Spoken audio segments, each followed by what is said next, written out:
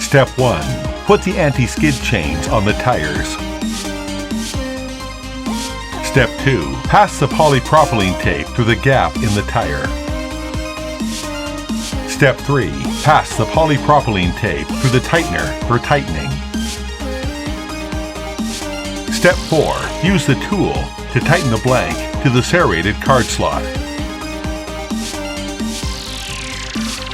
The installation is complete